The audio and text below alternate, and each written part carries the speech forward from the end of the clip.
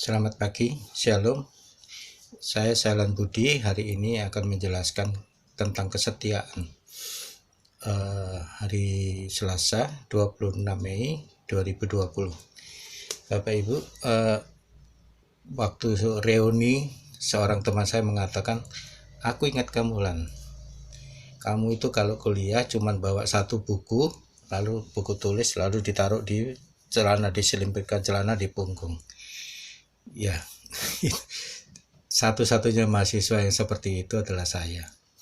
Waktu SMA saya selalu bawa map, satu map di dalamnya ada foto waktu kecil, kemudian satu kertas double folio itu untuk satu pelajaran. Waktu tidak ada guru saya tidur. Kok teman-teman satu kelas tertawa semua. Ternyata map saya itu diberdirikan, kemudian kan di situ ada fotonya. Lalu teman saya mendoakan saya begini. Jadi semua satu kelas itu tertawa semua. Saya juga kalau males sekolah pelajaran itu saya bilang, Pak izin ke belakang. Ya, lalu saya pergi ke belakang. Saya ke tembok itu panggil bakso. Waktu saya ambil baksonya, guru saya lihat dari jendela.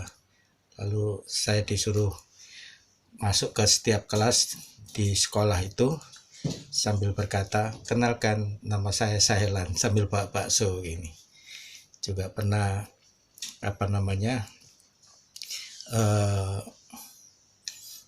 waktu guru masuk tidak ada muridnya sama sekali di kelas saya. Saya ajak semua makan pecel di samping sekolah. Saya memang nakal sekali. Juga kalau saya pernah juga sepak bola dengan teman. Jadi teman saya yang SMA itu dia jadi kiper, saya juga jadi kiper. Nah, yang jadi anggotanya dia itu anak SMP semua, anggota saya itu anak SD semua. Jadi skornya 25-0. Ya, itulah kenangan di mana saya itu selalu menjadikan segala sesuatu itu dagelan, lucu, dan bisa dibayangkan prestasi belajar saya bagaimana. Nah, kemudian lulus SMA, saya menjadi guru 2 tahun di SMA Hendrikus.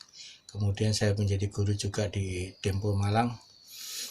Nah, pada saat di Dempo Malang saya mengajar, lalu saya tanya, ada yang tanya, satu murid bertanya, Pak, saya tanya, Pak, Bapak dulu murid paling nakal ya di Dempo?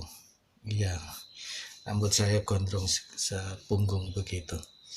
Nah, yang saya mau katakan di sini adalah bagaimana Tuhan menunjukkan kesetiaannya kepada saya. Suatu peristiwa kecil yang tidak saya sadari, hidup saya dirubah. Jadi pada saat saya reuni, teman-teman saya bertanya, kamu kerja apa Lan? Guru. Wah, semua terkejut sekali. Orang macam kamu jadi guru, lalu muridnya jadi apa Lan? Jadi waktu saya mengajar itu, murid saya berkata, Pak dulu om jenius ya. Saya tertawa aja. Saya SMP 11 pelajaran merah 7. Hanya agama, olahraga, Pancasila, dan bahasa Indonesia dapat nilai 6. Semuanya dapat nilai 4 dan 5. Dan ditulis di bawahnya, harap diperhatikan kelakuannya. Saya sangat kecewa dengan keadaan di luar asrama. Nah, di situ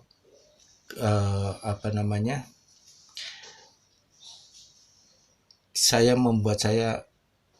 di luar asrama itu ada perbedaan yang keras sekali antara Cina dan pribumi. Kemudian ada perbedaan kelas sosial. Orang miskin di mana-mana itu sangat tidak dihargai. Dan itu membuat saya kecewa sekali dengan keadaan seperti itu. Lalu saya tidak mau ke gereja. Dan Tuhan mengutus teman saya, Doni, untuk mengajak saya ikut Legio. Ayo Lan, ikut Legio. Legio itu apa? Udah ikut aja. Dan ternyata pada saat saya ikut Legio, saya lihat orang-orang ini baik sekali ya. Dan di situ saya mulai ke gereja lagi. Dan pas saya ke gereja itu pas hari Paskah. Jadi saya selesai misa, romonya berdiri di pintu, kemudian semua memberi selamat Paskah Romo, tapi saya mengatakan selamat pagi Romo karena saya tidak tahu itu hari Paskah. Dan suatu hari saya dapat tugas untuk berdoa rosario di satu rumah. Kemudian pemilik rumahnya kaget sekali. Ngapain kamu lan di sini? Ya, saya dapat tugas Bu Sofi, pemiliknya, guru agama saya. Dia tahu saya kan anak nakal. Kok datang ke rumah dia ngapain gitu? Pas ada doa rosario. Saya bilang saya dapat tugas doa rosario. Kamu kok tahu ada doa rosario di sini? Dari siapa? Saya ikut Legio. Hah? Kamu ikut Legio? Lalu dia tanya ke legioner yang lain. Ya, mereka semua mengatakan iya benar, saya lan itu ikut Legio. Nah, kemudian pada saat ulangan umum saya berdoa pada Bunda Maria dan nilai saya paling baik. Ya, salah satu yang semuanya baik lah pokoknya. Nah, dalam rapat guru itu diputuskan saya naik kelas, tetapi saya dikeluarkan. Ternyata ada satu guru yang mengatakan saya lan tidak boleh dikeluarkan, dia anak baik. Orang itu adalah Bu Sofi. Jadi sesuatu yang tanpa kesengajaan. Saya dapat tugas Legio, saya berdoa doa rosario di situ, dan ternyata orang itu adalah Bu Sofi, dan dia yang menyelamatkan saya sehingga saya tidak dikeluarkan dari sekolah. Tetapi pada saat lulus SMP, saya daftar dimanapun juga SMA di Surabaya, tidak ada satupun SMA yang mau menerima saya, karena di bawah itu ada tulisannya harap diperhatikan kelakuannya. Nah, sampai kemudian terakhir di Dempo itu Romo Sis melihat rapot saya, kamu ini penjahat atau pelajar. Lalu mama saya dengan putus asa mengatakan, anak ini baik Romo, dia ikut Legio. Hah? Romo kaget sekali. Romo Sis kaget sekali. Dia bilang, kamu ikut Legio? Iya. Presidium mana? Ratu para perawan. Lalu Romo Sis diam, kemudian berkata, ya udah kamu saya terima. Saya yang kaget, bener Romo, saya diterima. Kamu mau diterima apa ditolak? Mau dong Romo, diterima. Akhirnya saya masuk di Dempo itu. Nah, ini yang saya mau katakan hari ini adalah kita melihat pemberian Tuhan itu bukan besarnya, tetapi prosesnya bagaimana, caranya bagaimana. Jadi Tuhan itu kadang-kadang memberikan segala sesuatu itu secara tidak terlihat, tetapi membuat kita itu berubah. Bayangkan bagaimana anak yang begitu brengseknya pada saat sekolah sekarang bisa menjadi guru. Bagaimana selama SMA saya tidak pernah dapat nilai 6 untuk ya bisa dapat nilai 6 atau 7 itu karena suatu keajaiban lah untuk fisika, kimia, dan matematik. Dan sekarang saya harus menjadi guru fisika, kimia, matematik. Bagaimana seluruh hidup saya itu berubah sama sekali. Itulah yang ingin saya katakan, bahwa pemberian Tuhan itu sering tidak terlihat. Jangan melihat pemberian Tuhan itu sebagai sesuatu yang besar. Hanya kalau besar aja diingat, tetapi proses Tuhan itu adalah dari hati ke hati. Bagaimana hati saya ini dirubah. Dari kecil dengan peristiwa-peristiwa kecil membuat mata saya itu terbuka akan belas kasih Tuhan.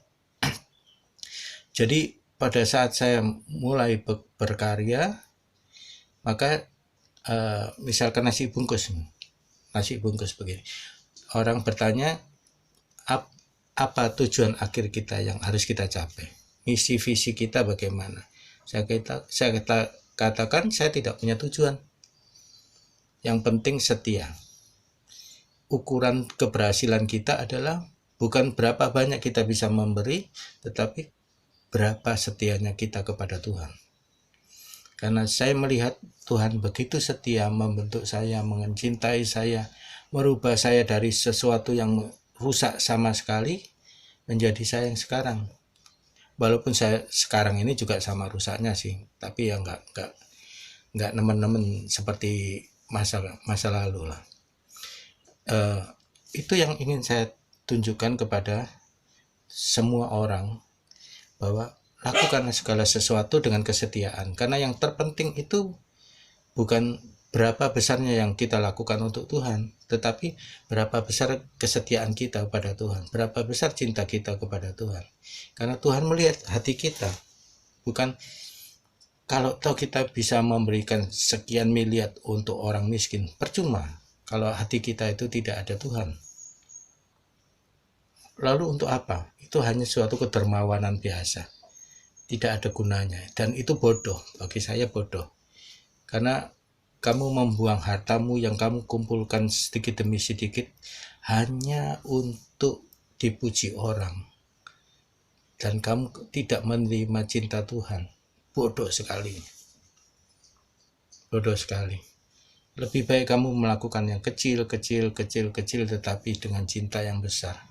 Sehingga Tuhan membalasnya dengan apa? Dengan mengisi hatimu itu dengan cinta, sehingga semua yang bukan cinta akan dibuang. Sehingga pada suatu saat seluruh hatimu itu hanya ada cinta kepada Tuhan. Dan itulah alasan saya selalu setia, saya berusaha untuk setia. Kenapa? Karena pada saat saya memberi makan orang miskin, itu sebetulnya kita yang dibentuk, kita yang hati kita ini yang diisi dengan cinta, dengan sukacita juga. Sehingga cepat atau lambat hati kita itu tidak punya tempat lagi untuk kebencian. Yang ada hanya cinta. Saya mencintai sesama karena ada Tuhan di sana. Dan saya karena Tuhan itu setia, walaupun saya tidak setia, Tuhan selalu setia. Maka untuk menunjukkan betapa saya cinta kepada Tuhan adalah dengan kesetiaan, bukan dengan yang lain. Terima kasih.